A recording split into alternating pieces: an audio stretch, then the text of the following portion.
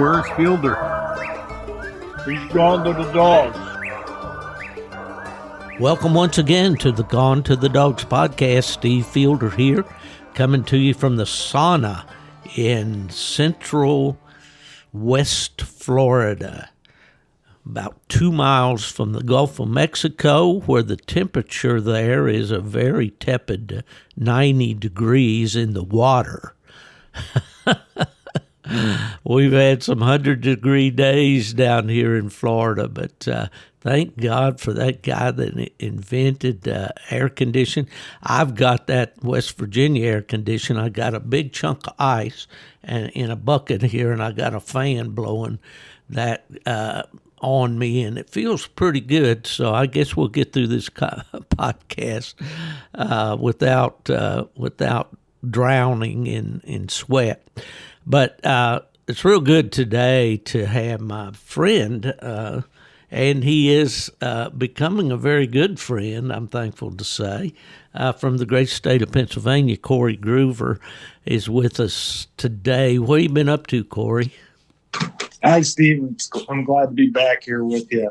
Haven't been up to a whole lot, but I will say if you get any more friends that are from Pennsylvania, you're probably going to have to move here. Well, you know, there's so many things that I like about the state of Pennsylvania, really. Back when I lived in West Virginia, and we, of course, are Mountaineer fans, WVU there and all. We weren't too enamored by Penn State or Pitt or some of those schools up there. But Anyway, but I do love the state of Pennsylvania, really do, Corey. There's a lot of things I like to do up there. The coon hunting is good. There's a lot of bear up there, although they don't let you run them with hounds. It's just like down here in Florida now, we can't run them with hounds here. But one of the things that I really would enjoy doing and living in Pennsylvania would be the fly fishing for trout. I mean, you've got good trout fishing pretty much all over that state. And so anyway, yeah, that'd be all right. I could be a Keystone Cop, I guess. Yeah, you'll have to come up and chase some brookies here sometime soon. Oh, yeah, brook trout. That was my dad and I, our Saturday afternoon memories that I'll never forget were going trout fishing on the little native brook trout streams in the mountains in West Virginia. I'd get up on Saturday morning, I'd want to go. I'd say, Dad, let's go fishing, let's go. Well, we got to hoe the garden. You got to do that trimming around the house there. We didn't have weed eaters then. We just had a clipper that I told you to do last week. And once we get the work done around here, we'll go fishing. And we weren't very fancy with it. We used garden hackle. And I don't know if you're familiar with that term, but those were those red wiggler worms that we dug up in the garden. And those brookies, man, you flip that worm down through that run one time, and if it didn't get immediately devoured, there was no fish in there. You may as well just move on. Great memories, Corey. We were always salmon egg fishermen. We always for salmon eggs. So. Yeah. Oh, yeah. Well, those things are still deadly. Got some buddies down in Virginia that I fish with occasionally when I go to my brother's, and they call themselves fly fishermen, but when you get, catch back up with them at the end of the day, they got some nice trout, and they've caught them on some kind of super duper salmon egg. Good stuff. Well, I know, and I've been watching on social media that you've got a Plott, and we talked about that before. And I'm not going to steal your thunder. I think you had kind of a little excitement there recently with her and your little Feist dog or whatever you've got there. You've got some kind of little brand X there that you're hunting. What's been going on? Yeah, so I did just happen to come across a young Plott female here, right around the time that we recorded our last podcast together, and at that point in time, she was as green as grass. She hadn't had anything done with her, and she pretty much just got flopped down into my lap, and I decided I was gonna try her out and see what we could do with her. And I'll tell you what, Steve, I've been very impressed with everything I've seen. Uh, we haven't done a whole lot of work with her yet, but it's obvious that she's naturally gamey, and she's taught herself to tree a lot of different critters right now. One of her favorites being squirrels. She's running and treeing squirrels pretty religiously. Yeah. She has run across a couple of daytime coons and treed them, put a couple in holes and banks or whatever. But her crowning achievement that just happened here the other day was she treed herself a Pennsylvania black bear. Yeah, well, she had some help on that, didn't she? Or Yeah. So we have a little dog here that we call Fang, and she is actually a cross between a Norwegian elk hound and a blue tip coon hound. And I picked her up from an Amishman that lives here not too far away from my house, and I just thought it was an interesting cross, and I wanted to try it out for squirrel hunting specifically. And it turns out that Fang has become a lot more than just your average squirrel dog. She's a good family dog. She's a good yard dog. She's a good watchdog. But they tag teamed that black bear together and did an excellent job on it. yeah, well, that's back to the Plott, and of course, I don't know if you're a dog lover, and I know you are, and as I am. It doesn't matter what the dog's doing. What breed he is or how it's bred or anything else. If it's doing work, and it's bringing you enjoyment, and I'm sure at my stage in life I could enjoy Fang just as much, as anything else. But it seems like on this Plott deal, you kind of hit the nail on the head with her. She's probably doing a little more than you expected, isn't she?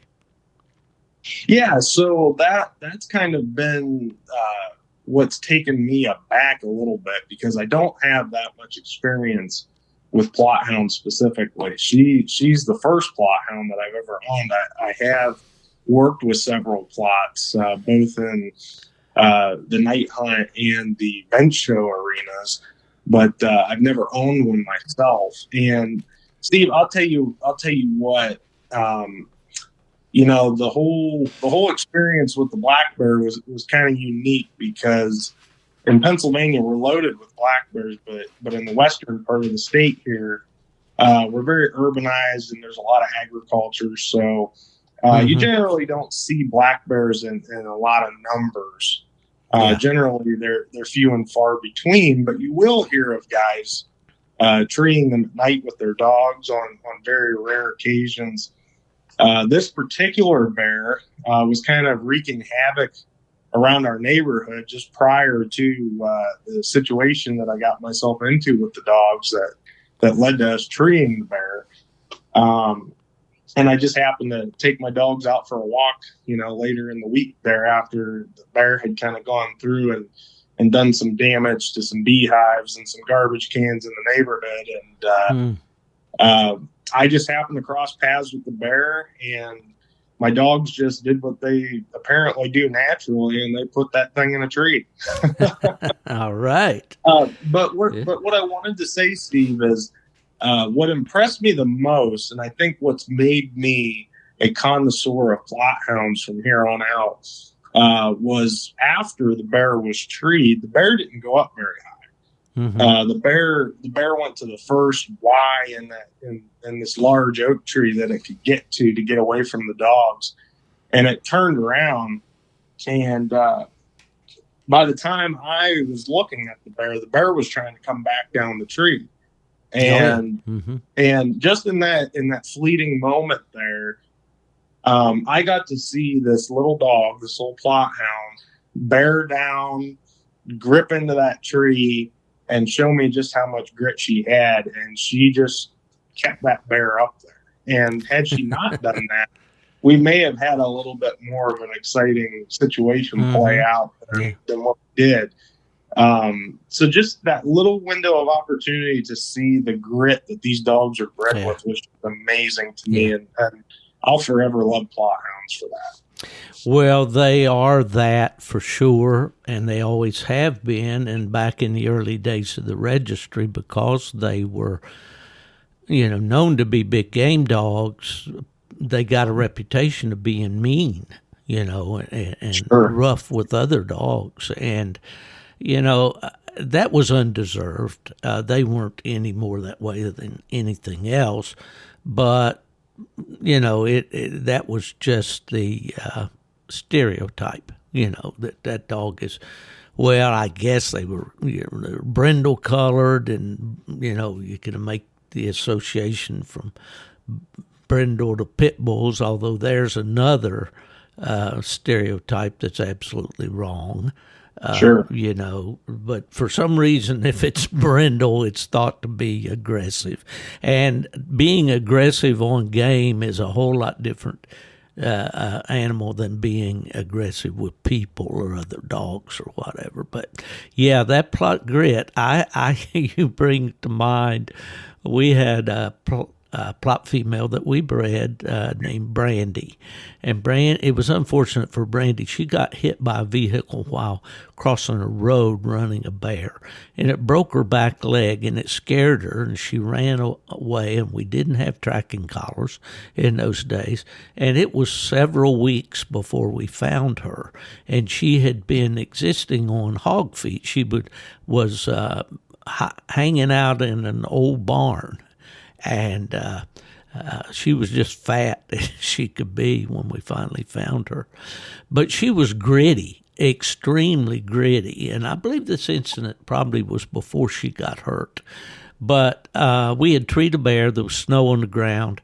The guy was supposed to shoot the bear, a younger fella. He shot and missed. The bear came right down the tree. And you know how they'll back down and get almost to the ground, and they'll leap off the side of the tree, usually go down the downhill side. Well, when this bear did that, Brandy just grabbed it right by the butt. and I could see this just like it was yesterday. She was hanging on to that bear, and I guess it kind of reminded me when you tie tin cans on somebody's car. I know cars nowadays don't have bumpers, but back in the day when someone got married, they strung tin cans off the bumper. Well, that's what she looked like. She was just flopping, bouncing off the ground, but she wouldn't turn loose. She would not turn loose to the end of the bear, and they got out of sight down over the hill. And, of course, eventually the bear did get away from her, or at least loose from her. But that kind of tenacity and grit, And another little story about a friend of mine up in northwest Wisconsin, Chad Barth, had a dog, a puppy that I sold him. He called him Trigger. I told him, I said, you got confused. This is not a horse. This is a dog. But he named him Trigger. And one time he grabbed a bear coming down. The bear went back up, went about 30 feet, Chad said, with Trigger hanging on to his backside. And finally the dog let go, and Chad was able to break his fall. But he said it felt like that it jerked both my arms out of socket when I caught him in a basket catch, at the bottom of the tree. So, well, you used a good word there, Steve, tenacity. Yeah. So tenacity is a better word than grit to me when describing what exactly you witness when you see a Plott hound in action.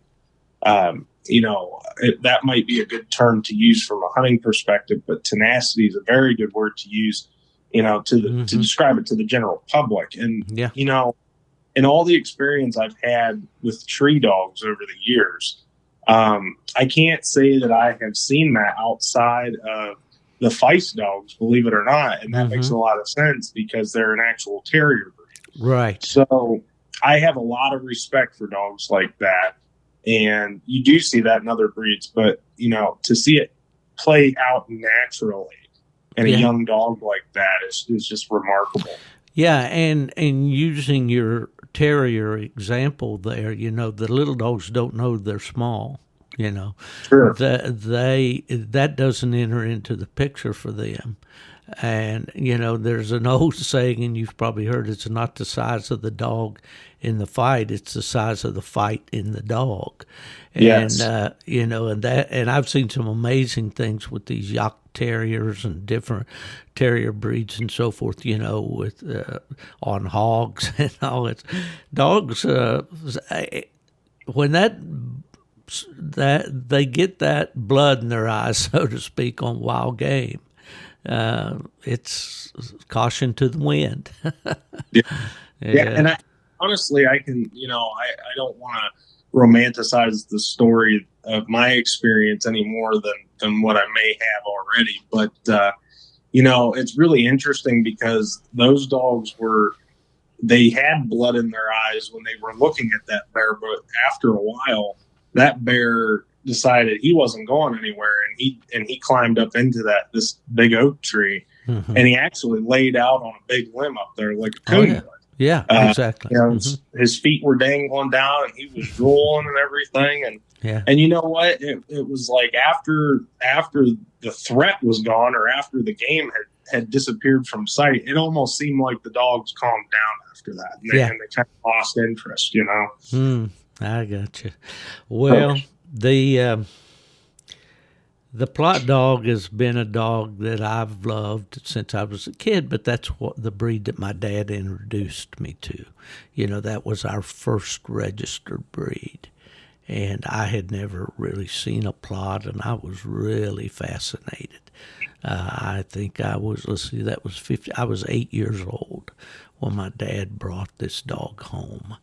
And she just fascinated me from the very start, and it's just been a breed that I've felt very close to. And I know the guys out there that are Walker men or Englishmen or blue tickers or whatever, you feel the same way about your breed, I'm sure.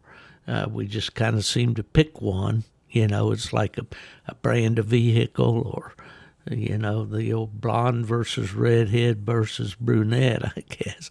We all have our preferences, but the Plott breed's been fun. I'm glad you're having fun with her. Is she showing any ability to trail, to scent trail and locate off scent? Yeah, so that's one attribute I would kind of push her way, is she seems to be very track minded. She's very good about throwing her nose to the wind or up in the air to try and delineate where scent's coming from. And mind you, a lot of this has just been my observation during the day with various types of game.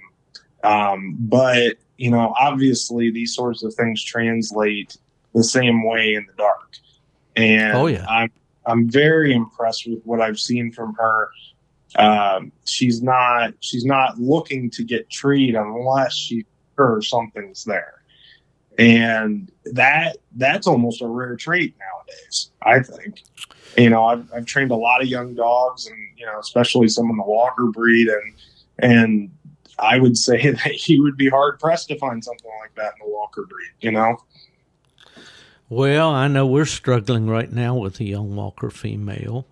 She's trailing and she's hunting, and it gets down to the core of it. She's just immature for a year old. She's a year old, but she's very immature, Yes. And, some of them mature very quickly. One of my favorite Plotts was a dog I had while I was at UKC, and his name was Roper. And Ed Mead, the blue tick man. Did you meet Ed while you were at UKC? Yeah, I sure did. I actually got to hunt a lot with Ed. He had, I'm trying to remember the name of the blue tick he had up there at the time. Jet 10 was, yeah. And he had a young man named Brett Norman handling that dog for him at the time. And we went hunting quite a bit, treated a lot of coons. Yeah, well, Ed was a good friend, and he, was notorious for his pup training abilities and getting puppies started at very early ages. And I had this Plott that my brother, we had raised the litter in Virginia. I was working, of course, in Michigan. And so Roper really he didn't get introduced to any kind of training until he was about 7 months old. And when I brought him to Michigan, I took him over to Ed. And, he had him treeing coons just right away, and he told me, he said, that was one of the easiest pups I ever started. I said, well, maybe it was because he was a lot older. You started him about 7 weeks. But that's the truth. That's what Ed liked to do. Oh, I know. It's great. And so many stories. But the first time I hunted with Ed Mead was in the Michigan State Championship, and I judged the cast that night out of the Bellevue Club. And Ed was hunting Jet 4. So that shows you how, and he won the cast, actually. So it was a long time friendship, and I was really saddened, of course, to hear when Ed passed on, and I get that a lot nowadays. When you get to be my age, you look at the obituary in the morning to see if you're in it or not. I shouldn't laugh at that. But no, well, you got to laugh at it. It's life, and it is what it is. But, well, Corey, I'm glad to see that you've got a Plott. We're few. We're like the Marines. We're the few, the proud, and but there's a lot of great people in the Plott breed, and there's a few. One of the biggest frustrations that I have in this hound world that I've been in for all these years is guys will talk until they're blue in the face about how much they want to promote their breed and how much they want to do to improve their breed. And when they make a cross, I'm only doing this to improve the breed. And that's great. That's noble. That's admirable. But the first chance they get, and especially since Al Gore invented the internet, they jump on somebody like a chicken on a June bug, as we say in the South. The first time somebody, puts a dog up before the public or whatever, man, the wolves come out, the fangs come out, and they start, attacking. No, we can't do that. And I don't know why that's inherent in hound hunting, but it's there.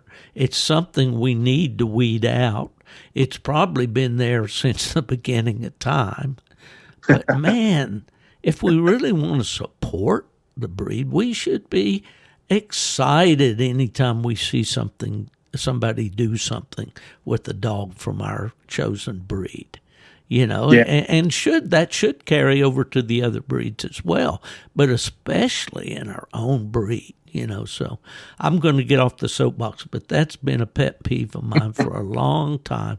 Why can't we be kinder and gentler to each other and be proud when somebody else accomplishes something? Okay. So I agree with you. That didn't cost you anything, folks. That's a freebie. For more tips, contact me on Facebook.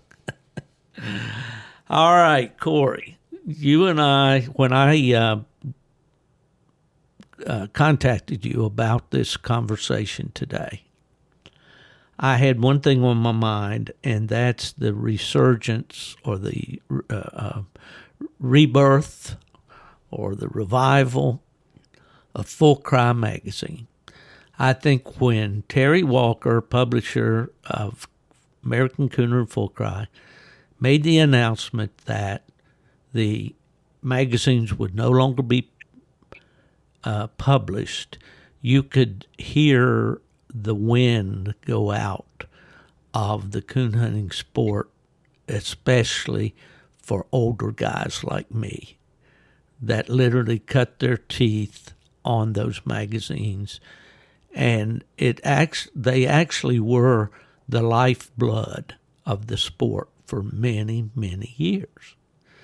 And so I think there was just like a collective, it's an end of an era. And but all of a sudden, we got new hope because there's going to be a full cry. Yes, they say in October. And from what I can see on social media and all, you're going to be a part of that. Yes, I am. And I'm excited about that. And I'll tell you why, and I don't want to blow your head up here too big. But when you were with UKC, I read your articles, and you're a good writer. And I like to write, and I've always encouraged people to write. And my son is a journalism major, and he has a very responsible job in a large corporation, and he's in the public relations field. And back when he was going to school, he said they taught us that we need to write something every day, write something every day. So I tried to, do that. And, of course, making posts on social media is a form of writing if you get long-winded like I do. But at any rate, you're a good writer. You're a sharp guy. You are a houndsman. And I think it sounds like a good deal to me. What say you? What do you think about this thing? Well, I appreciate the kind words, Steve. I have the experience that Jake and Danny Dooley were looking for content creators with the new revitalized Full Cry that's coming to a mailbox near you. And I have a lot of experience because of the work that I had done, and like you, I have written for Coonhound Bloodlines and a number of different tree dog publications specifically. So I haven't been in the writing spectrum for a long while now. It's been going on probably 7 or 8 years since I've had anything published. But when I heard about Full Cry and how it was going away, I felt a lot the same way that you did. That was a major part of the history of our sport that was going away. And when I heard that Danny and Jason were stepping in to prevent that from happening, I was fortunate enough that I actually met Jason and Danny while I was at UKC, specifically when I worked at the Heartland Classic event in 2015 up in Mineral Point, Wisconsin, which that's an event you have a lot of experience with, Steve. Yeah, for sure. Yeah, and that was actually, I believe Jason and I figured it out. That was his first trip to the Heartland Classic, and we just happened to meet there, and I knew them by name and kind of knew of them. So, I had a good feeling going into offering my services to them, and man, they just jumped on it. They were so encouraging, and they welcomed me with open arms. So I'm really looking forward to the opportunity, and I hope that everybody else that is going to be participating through subscriptions to Full Cry is going to find my writing enjoyable to read. Well, I'm sure they will, Corey. I have no doubt about that, and I was really encouraged to see that you are taking on that role. And because I think, there's this song that's sweeping the internet now. I think he got like 12 million views in 6 days. Was this Oliver Anthony with this living in with this Rich Men North of Richmond song? I don't know if you're familiar with that or not, but there's a line in that song, and I mentioned this, I think, in a recent podcast with Jason about, living in the new world with an old soul. And, I think that definitely describes me. But for a man your age, I think it describes you to a degree as well. Would you agree with that? Well, I think it's going to resonate with anybody that appreciates an older style to life, and appreciates tradition, appreciates time-honored activities like coon hunting, for example. I just think that when you talk about the new and the old, there's three different perspectives you can come at it from. You can be a traditionalist, you can be a contemporary, or you can live in the here and now. And actually, the article that I wrote for the October issue of Full Cry is gonna talk about that a little bit. But we have to realize that we're in the here and now, and if we want to make a difference in the future, or if we want to change the past, so to speak, then we need to do it now, right? Oh, yeah, I agree. Couldn't agree more. But, this begs the question, and this is something I ran by you there earlier when we were talking about this, is that, does the resurgence of a Hound magazine or such as Full Cry, does it really deserve a second chance with the coon hunters? As I saw, and I'll be kind of frank here, okay? As I saw Full Cry over the years, it changed. It kind of morphed into more of a squirrel hunting and a little bit of big game hunting. There was a time when Full Cry was very heavily coon hunting, but it also had a lot of the Western big game element to its editorial. And, in today's world, young people are so used now to getting their information off the internet that readers, and believe me, I published or I wrote a book, and I know I often told my wife, I said, I wish I'd written this book 20 years earlier, because I would have sold a heck of a lot more copies because people were more attuned to reading a hard, a hard copy volume each month. But do you think, obviously you do, you've taken this in, and for the sake of discussion, do you think that these magazines really are going to play, well, of course, Coonhound Bloodlines is still there, thankfully. I'm glad that they are. Prohound magazine's still being published, although Prohound is more now simply a standings, a data and information type magazine more than a reader. But do you think that that Full Cry really deserves a second chance? Well, Steve, I think when you talk about dog publications specifically, I think that it depends on one thing, and I think that depends on the motives or the agenda or just the desire behind it to make it happen, right? So, speaking from my experience with Coonhound Bloodlines, for example, Coonhound Bloodlines is a publication that's maintained by a registry.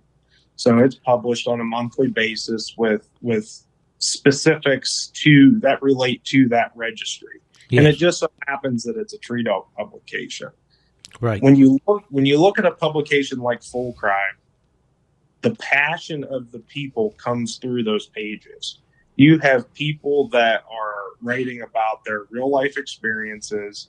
You have hardworking men that are advertising what they believe to be a stud dog that could, benefit somebody down the road, not necessarily the entire country, but just benefit somebody. and they have a lot of pride in that, and they like seeing their stud dog ad in printed publication.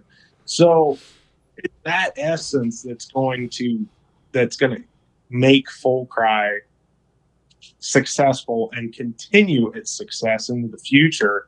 But the bigger point that we need to address is how are millennials and even to a bigger degree Gen Z type people, how are they going to fit into the picture? Because obviously these two generations are going to be the cornerstone for paid publications moving forward, right?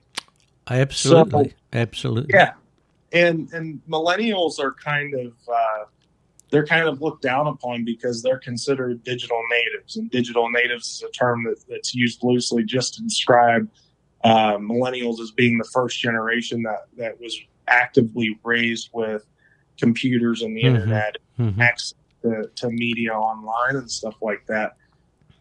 One interesting point that I think that I would make as a millennial is millennials have a heavy concentration to nostalgia. For example, there are plenty of people that they maintain baseball card collections or something to that effect. And I don't think that magazines are above that kind of reproach as far as nostalgia is concerned. But I kind of digress there. I guess my point is millennials are so consumed with digital media, and younger people are always looking for an alternative outlet. And I think that print publications can do that for a lot of these people that are in the younger generations. And I don't think that we're seeing that resurgence yet, but I think it's coming. Well, I do too. I think, and one of the things that I've noticed since I began this podcasting journey, it's hard to believe that I've done over 200 episodes altogether since I did the first one back there with Houndsman XP. But there's a real thirst or hunger, whichever you choose, for information, especially when it comes to training and problem solving with dogs. And also, there is a thirst for history. I think some of my best reviews or messages that I've gotten over the years have been when I dipped back and talked about a hound of the past, talked about a hunter of the past, talked about how things were as opposed to how they are now. Without getting into this, the old dogs were better than these dogs. Well, no. But, I think there is definitely a thirst out there for information. Guys that are a little older enjoy the ability to sit down at the end of the day in a comfortable chair with a nice lamp beside you and a glass of tea or whatever you choose, and immerse yourself in a story about hunting. I have these old volumes here, and you do too. In fact, you sent me that nice dust cover for one of my books. But, and I love to go back and read those old stories, and they're timeless. Yes. I go back over them and read them again and again and again. And my favorite all-time book was one called 20 Years Hunting and Fishing the Great Smoky Mountains. And that thing is so dog-eared, and the corners are actually worn off on the cover, just from hands holding it, So, but anyway, I'm going to grab a sip of water here. But what do you go ahead with your thought on that, Corey? Well, I might just add that one thing that we have to consider when we're looking at the need of print publication is the integrity that comes with print. So things that are written in print, they don't just magically appear on the pages. there's a long process that's involved with the manufacturing of a magazine or the manufacturing of a book, as you would well understand, being a published author yourself. That takes time, and that means that the thoughts of the author can change just through a process of some sort of editorial process, or planning, or strategic marketing, or whatever. So the integrity of written print is much more so than what you're going to get off an internet-based media source, because not that stuff isn't being edited and isn't being supervised as far as what's being published, but it's just the rate in which it can be published is so much faster, which does not allow. Well, it does allow for a lot of mistakes to be made. Oh, absolutely. And an old grammarian like me, it was drilled into me. My grandmother was a teacher in a one-room school, and my folks pounded me over grammar as a kid. Yeah. And when I see grammatical errors in speech nowadays, and it seems like, well, what's the big deal? What's the big deal? You understand what I'm saying. What does it matter? But it does to me, and when I read major news articles and see grammatical errors and misspelling and typos and all that stuff, it drives me a little crazy. But I know it doesn't bother most people like it does me. I'm a little anal when it comes to that kind of stuff. Well, I think we touched on Corey.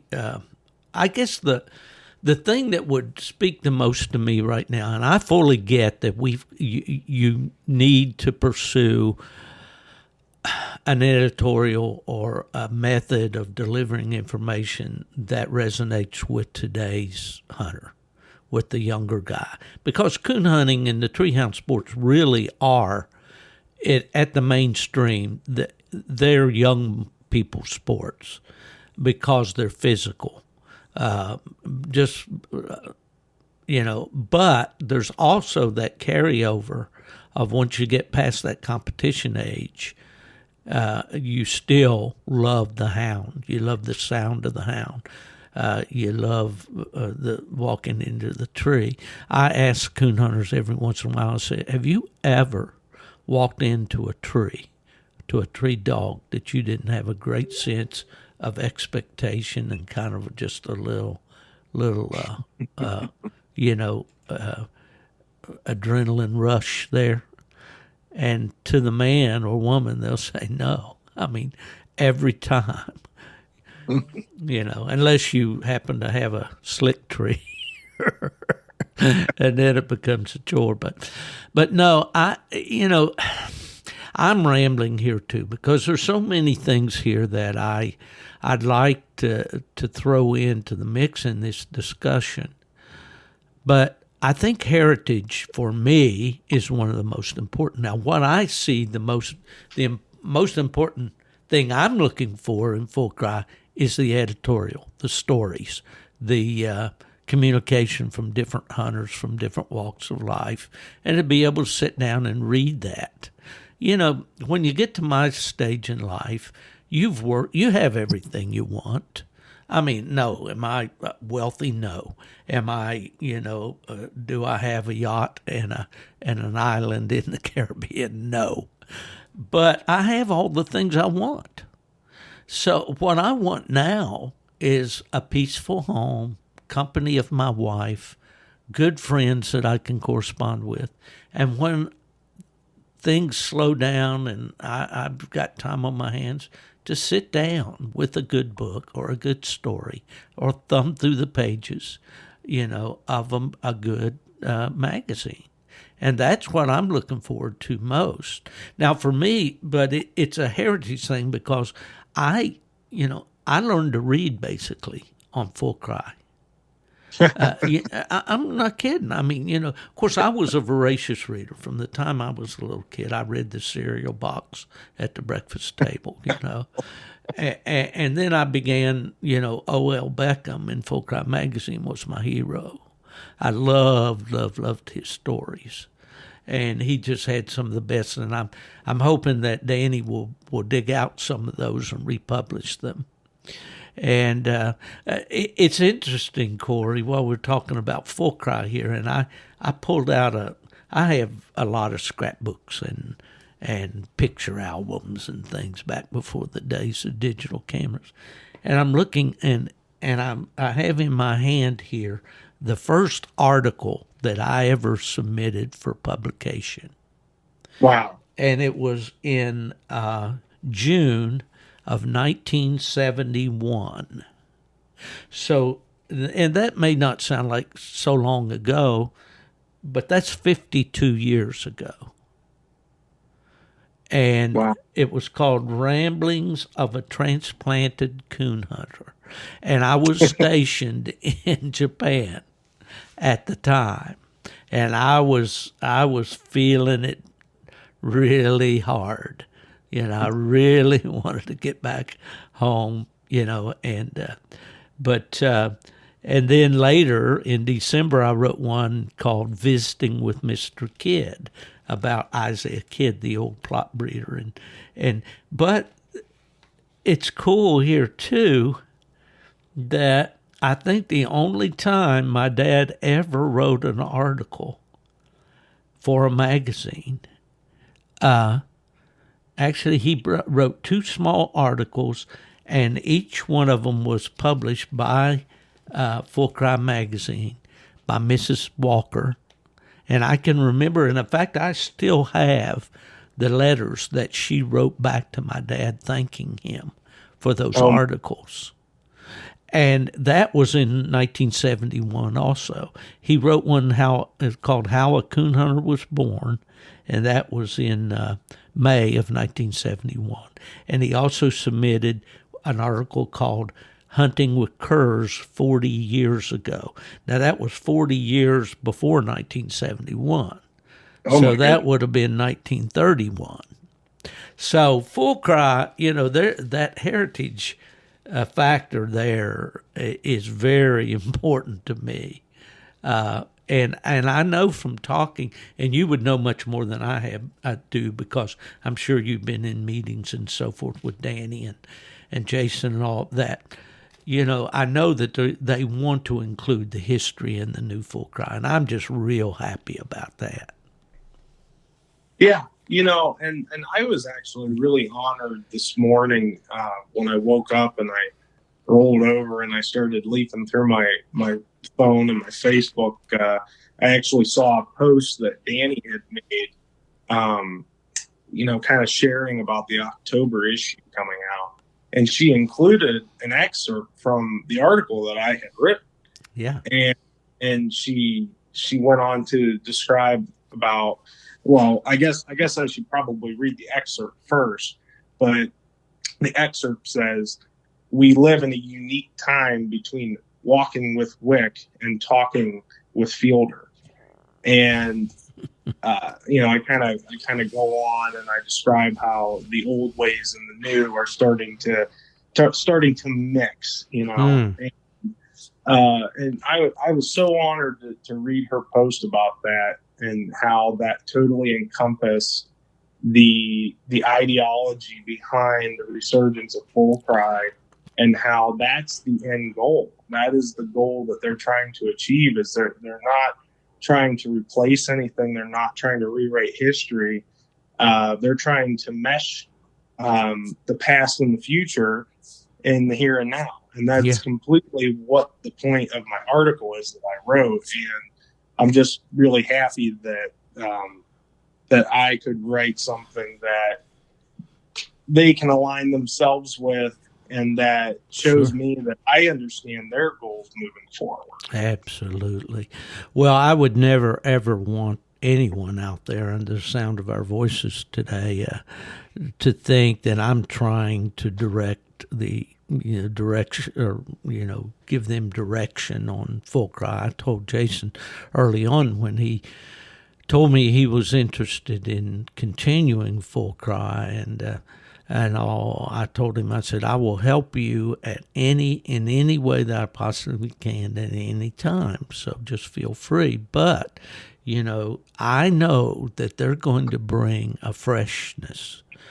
And guys like you are going to bring a freshness to that publication because, as I started to say earlier, it had just rubber meets the road. Full Cry had kind of lost a lot of its audience because, and not that the Cur Dog people don't need a magazine, and I'm sure they'll continue to have one with Full Cry. And I read the Cur Writers, and I enjoyed them. I really did. I'm not a squirrel hunter per se, and so I longed for more coon hunting. I longed for more big game. I think you're going to find that they're going to try to incorporate all of that into their efforts with Full Cry, and I hope so. And that will be a big job. You can't satisfy everybody. I know when I was editor of Coonhound Bloodlines magazine, I made enemies when I didn't put some guy's dog's picture on the cover of a special breed issue where I had several good pictures and I had to make a choice of which one to use. And when I didn't choose a particular dog, then that made the owner upset with me. That goes with the territory, You can't have everybody's dog on the cover. So, but those kind of things. But, having been at Coonhound Bloodlines, and we talked about that, when I went there, Coonhound Bloodlines was a house organ, which, it basically was the official publication of UKC. Each month it was full of UKC's policies, and that very, very little to read. It was a good reference manual, and it probably had a listing of new champions and things like that.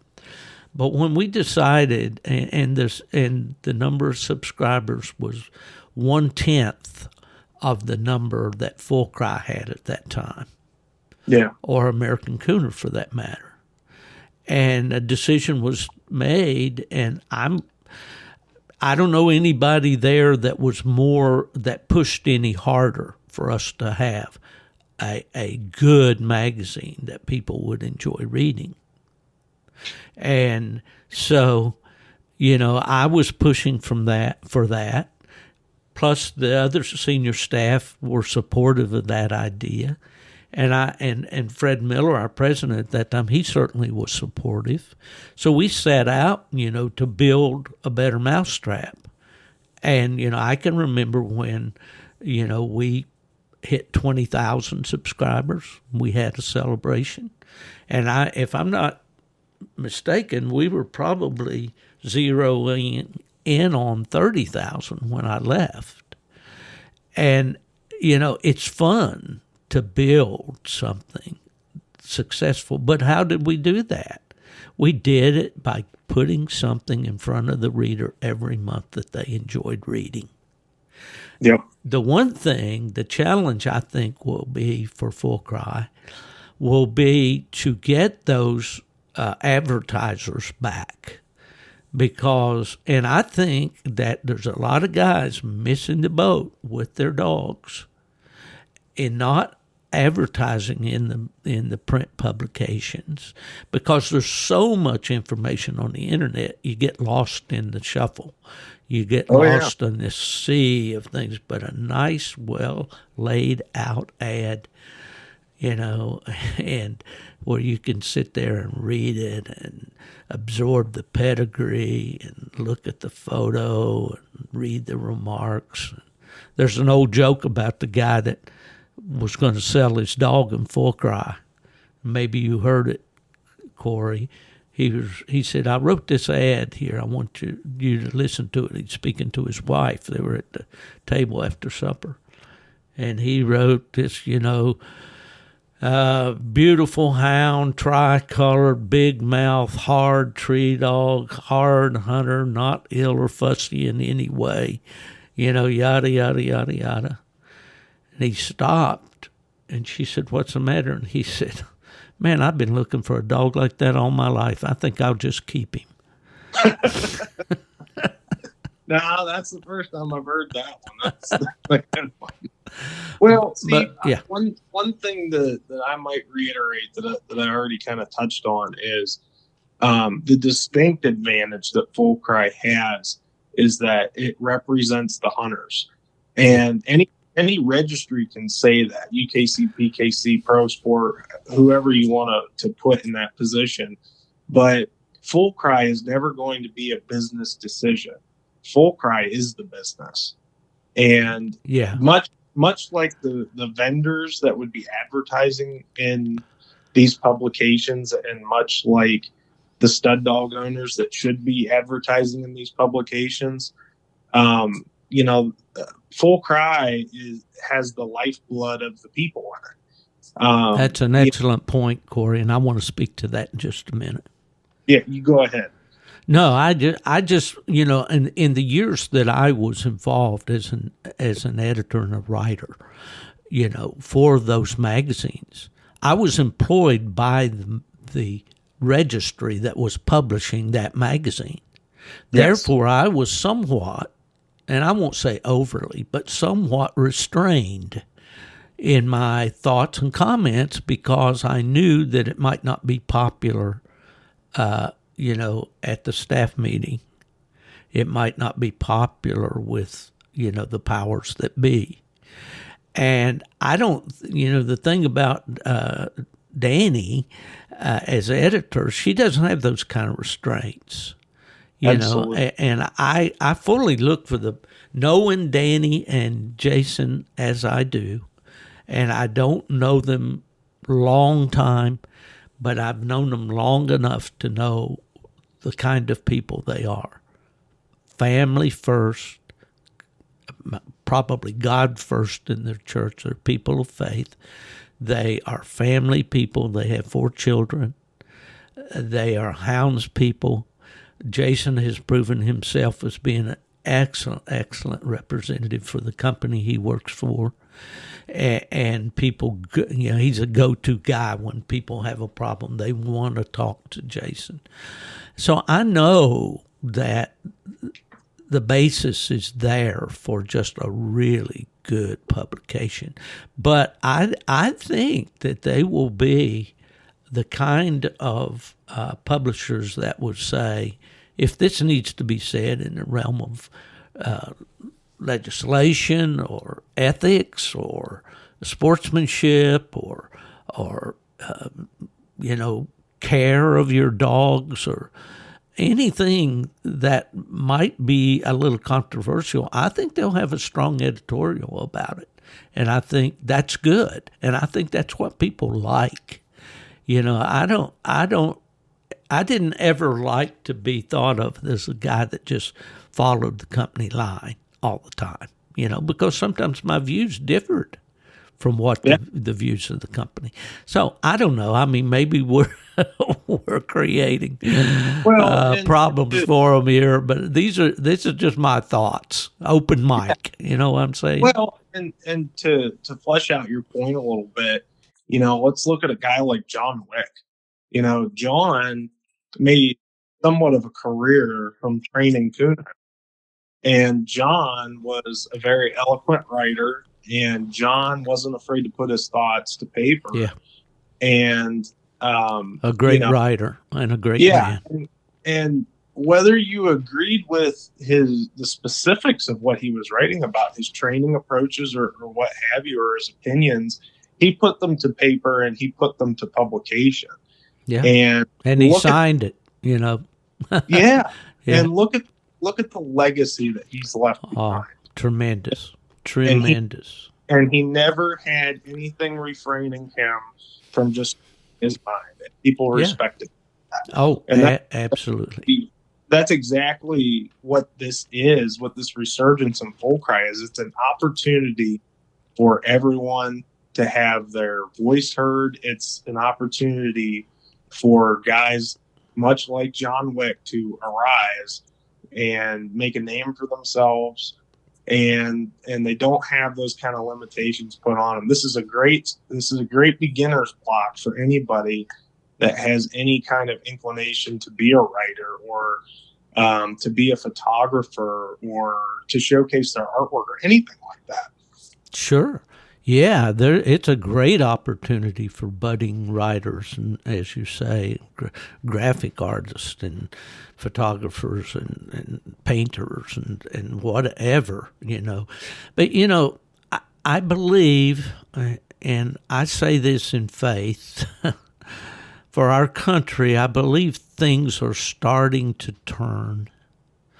Despite if you read all the gloom and doom in the news, I believe there's a resurgence in this country of people that are simply saying, I'm not going to accept the things as they are, and I'm going to be part of the I don't want to borrow Trump's saying, but of getting my country back, so to speak. Now, whatever side of the political spectrum you're on, whatever that means to you, that's fine. But I think we can all collectively agree that we're not real happy with the way things are going in so many areas in our country. Well, I think here is an opportunity. Now, guys, here's where the sales pitch comes in. And I'm going to give you a sales pitch on this because I believe that's necessary. And besides, I had 10 years of sales training before I went to UKC, and I just can't wait to share some of it with you.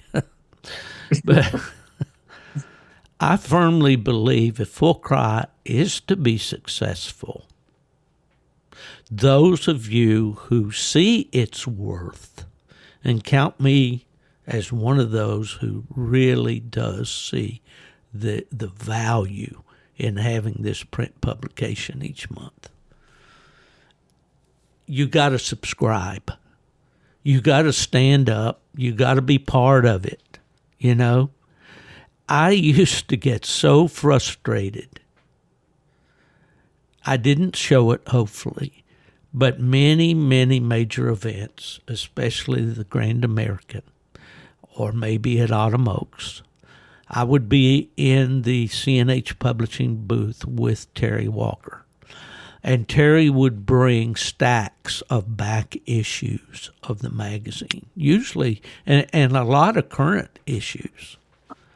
Even the back issues would only be maybe one issue back. And people would walk by and say, you got any magazines? How much is this magazine? Well, that's a sample for you. But, if you'd like to subscribe, this is how much it is each month. Well, I just want something to read. And they would, take those free samples by the hundreds and walk on by. And most of them never took the time to subscribe. Now, that's not an indictment against them. Maybe they didn't like what they saw, But I used to get frustrated. I said, every year I see the same guys come by here and pick up 2 or 3 copies of the magazine, and they won't buy it. And it's way less than the cost of a pack of cigarettes a day, a week or a month, really. What you pay for a month of the magazine is less than a pack of cigarettes today. So, that's my little pet peeve with people that won't subscribe, and I probably just made a lot of people mad and they won't subscribe just because I said what I did. But seriously, to see this thing really go and to be really nice is for us to get behind it and pay the subscription. It's so easy. I'm sure they're going to have it so easy. You can do it while you're out there listening for that blue tick to get that track warmed up, But let's do it. Let's get behind this magazine and let's make it successful again. I'm really excited about this, and I'm going to tell everybody I know and everybody, that comes by my booth at Autumn Oaks or wherever it is, and I hope UKC will forgive me. But competition is good, and I don't think they have anything to fear in terms of competition from Full Cry. Why do they build one car lot right next door to another one? It's people get in the mood for a car, So I don't know. I'm rambling here, but I'm passionate, Corey. I really do hope this thing goes. I'm really looking forward to what you write for us each month, and I'm going to try to squeeze out something every once in a while myself, and invite anybody that's listening that's got good stories, and we like to read about other people's victories and their defeats. That makes our problems not seem so bad.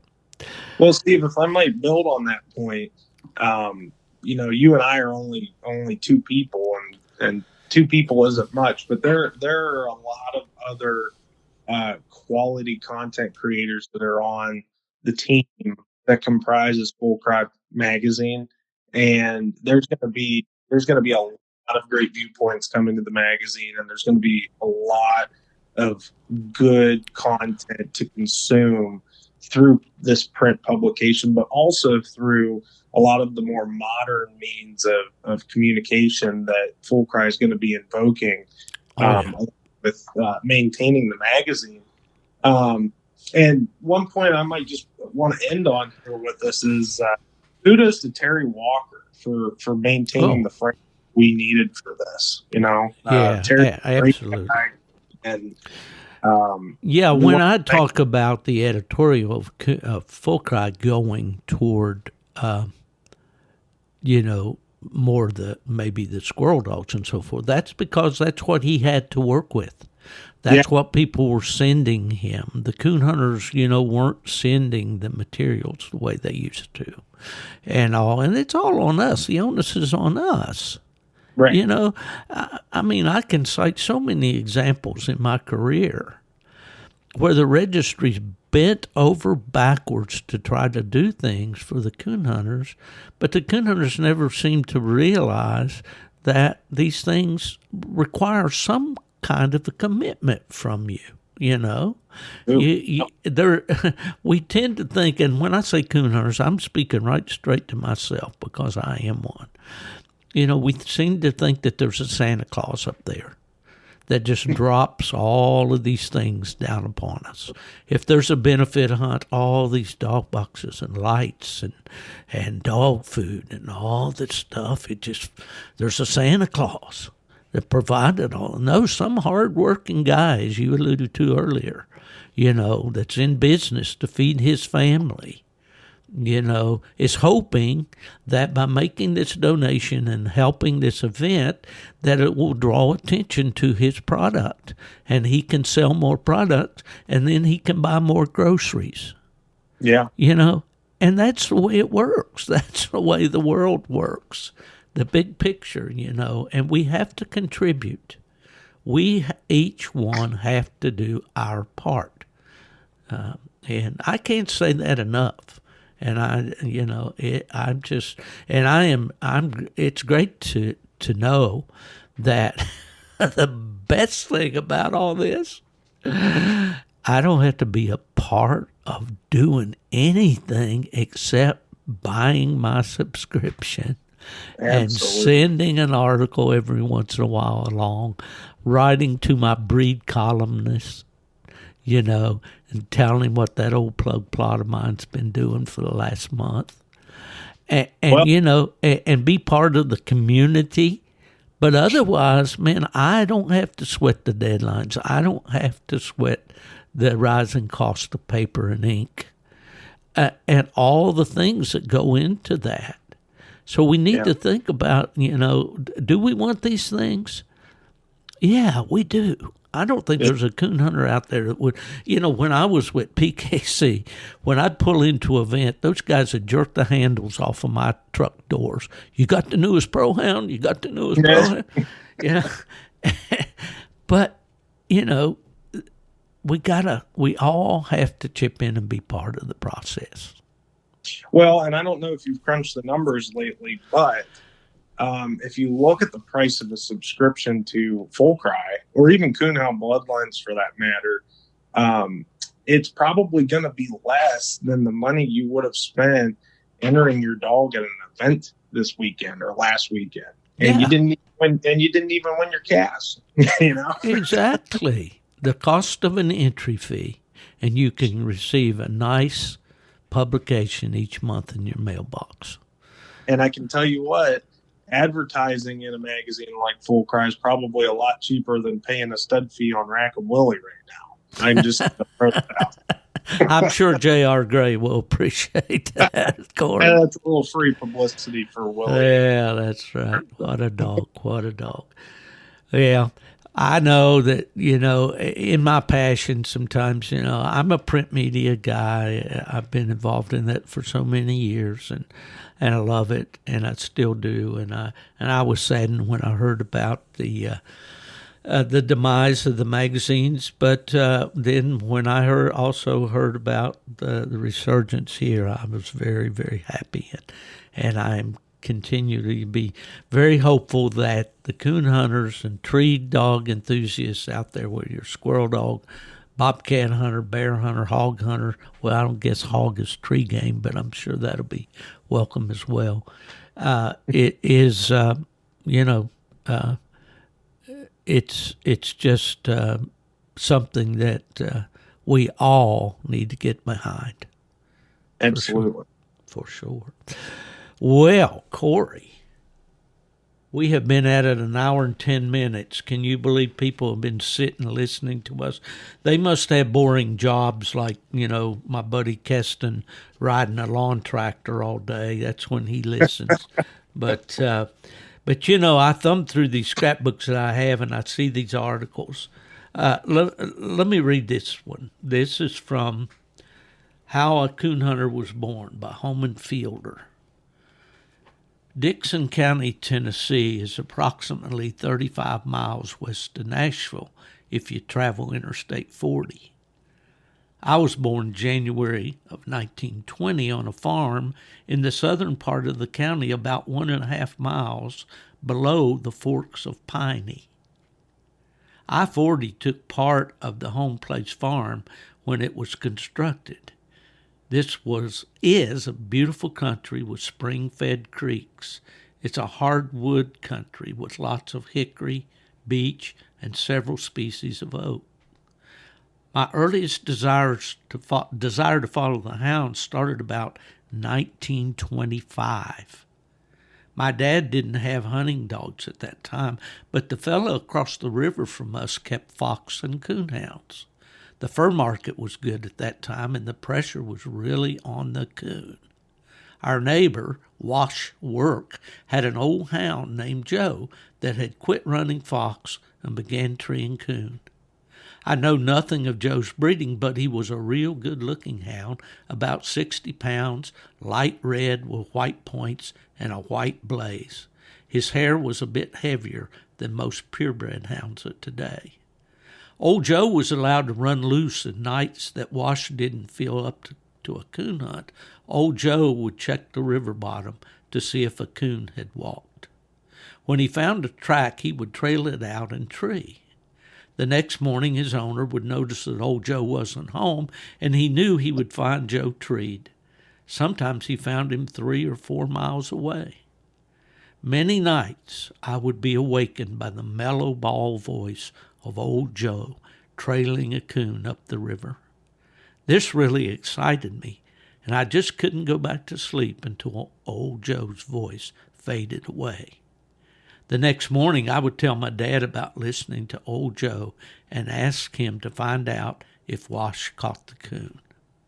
So a coon hunter was born. I started night hunting at the age of 10 with my brother Phil, who was 2 years older. This past season made 40 years that I've followed tree dogs, and I still enjoy this great sport. That was my dad, the man that instilled in me a love for coon dogs, Corey. But it was stories like this that I read over and over in the pages of Full Cry that really seeded it down deep in my heart, and in my psyche, And I hope that that's what this new Full Cry will do for hunters, and I'm sure it will. I'm confident. Sounds like we just went to church. Well,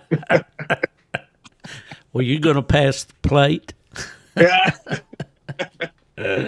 Oh my. No, I tell you what. I mean, I'm a romanticist. I always have been, and always loved a good story. And of course, I'm partial to that one because my dad wrote it. But there's so many good writers out there, and I see those, what do we say, hints of greatness in these posts that I read, on social media and all. And I'm going to encourage, anytime I see a guy that I think he can write pretty well, or a lady, I'm going to encourage them, to submit to Fulcry, because I know that they'll be, open, and you'll be working with the content. They'll probably go across your desk. But it's an exciting time for me. It really is. That's great. And in closing here, I'm having heard that story and heard what you had to say about your dad's writing and stuff like that, and Fulcry as a whole. I had a very smart professor when I was in college that said to me, there's one thing that separates all human beings from all other living creatures on this earth, and it's the essence of the story. So we are storytelling animals, so to speak, and we all have a story. That's what makes us human. And and even guys like your dad have stories to share that still resonate today with everybody who's going to hear it. And we have the avenues to share those stories, and we have the avenues to make our voices heard. And we need to support the people that are behind those avenues and encourage them, whether that's through monetary support or by helping create content or what have you. So, I just encourage anybody that thinks they may have an aptitude for writing, or anybody that thinks they can contribute in any way, reach out to Jason and Danny and see where you fit in this mechanism that is Fulcry. Absolutely. Well, they're on Facebook, and I guess I guess you can just search Fulcry on Facebook to get in touch, can't you, Corey? Yeah. So Fulcry is maintaining a Facebook page at the moment. They have set up kind of a temporary website that's allowing them to take new subscriptions to Fulcry. They are going to honor a certain amount of existing subscriptions that were already in place. But you can go to Fulcry. I think it's fulcrymag.com to subscribe, or you can contact the Fulcry publication team through their Facebook page directly. Awesome. Guys, do it. Don't think about it. When you click the button on this, and don't do it if you're driving down the road, but do it. Get that subscription, and you will be doing something for for posterity in this great sport that we love so much. Corey, I'm going to cut you loose for one more time, but I got to get a promise from you that you'll be back.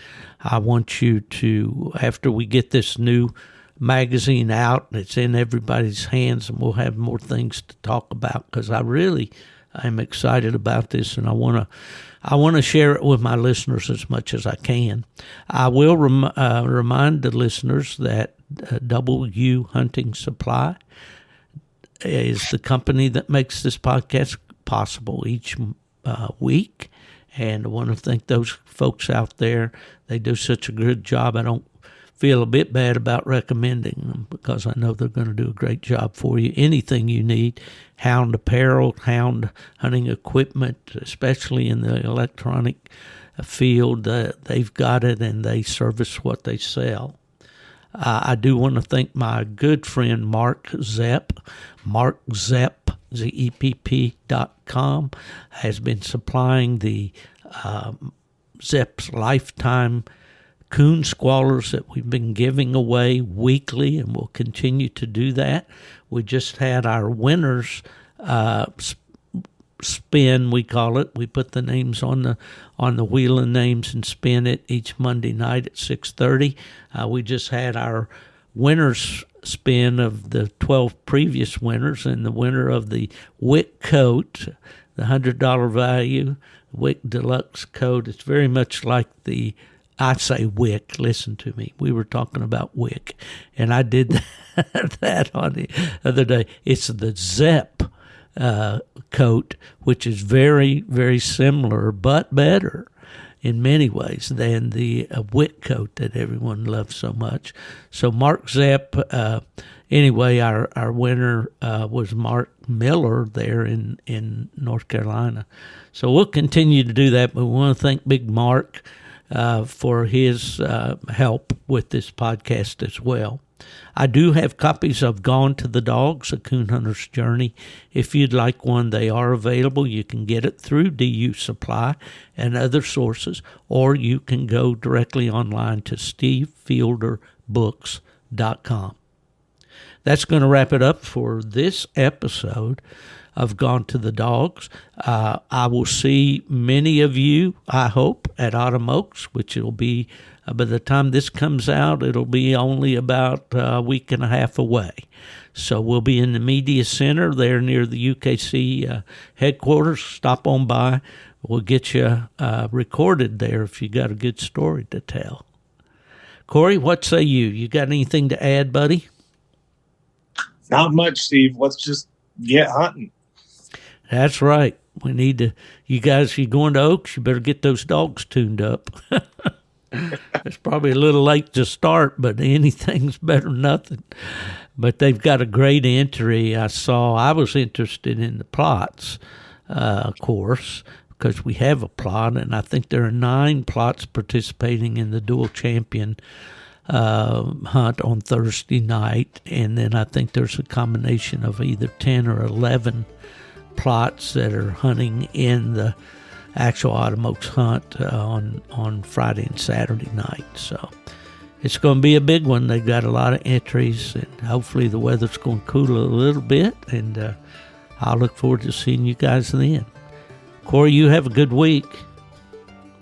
You too, Steve, and best of luck at Oaks. All right, I appreciate it. Folks, if anybody asks you where's Steve Fielder, tell him he's gone to Autumn Oaks with Nubbin Moore. They're just out there walking around and wishing that they had been gone to the dogs. That's it, folks. See you next week.